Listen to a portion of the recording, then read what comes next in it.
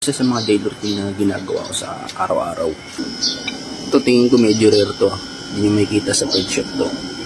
Tingnan nyo. Good morning, ako nga pala si Baki. Papakita ko sa inyo yung mga daily routine. Isa sa mga daily routine na ginagawa ko sa araw-araw. Pakita ko sa inyo para meron kayong idea kung sino si Baki. Ito. Pakita ko sa inyo yung hilig ko. Ayan. Bali ako lang gumawa itong pan na to. Bili kasi ako sa isda talaga eh.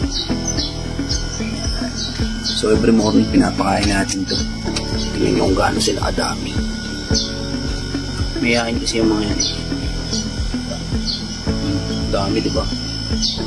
Tsaka kung mapapansin nyo, meron dito mga nakatang. Kasi ito yung mga project ko. Kumbaga ako nag-crossbreed na ito kaya sila lumabas. Kuha tayo sample para makita nyo na may itsura ng mga pinaproject nating isda. Ito tingin ko medyo rare to. Hindi nyo makikita sa pet shop to. Sabihin nyo kung maganda. Ayan, comment nyo. Tsaka ito.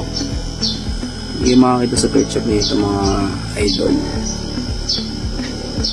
Ay, ito. Lalo na to. Tingnan nyo yan ha. May kita ba kayo sa pet shop niyan? Ganda diba? Comment naman yung mga ano dyan. Mahilig sa isda. Ito project ko. By ano siguro October marami na sila. Hindi lang to mga project ko. Isa lang to sa mga project ko. Siyempre meron pa mga natago dito. Surprise lang yan. Para magugulat sila.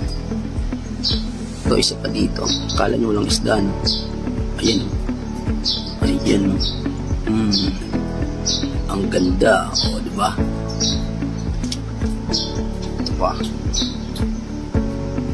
So itong pinapakita ko isa sa mga daily routine ito.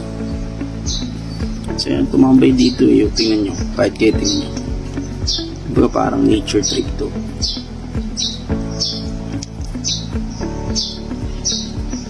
Diba?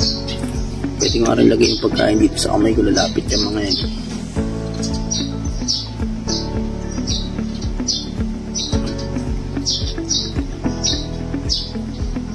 Mayayain kasi sila eh. Pero pag walang video, tingnan nyo lalapit yung mga yan. Oh, diba? Dahil mahiya, kita kayo sa video eh.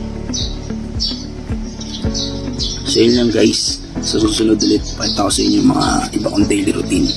Salamat.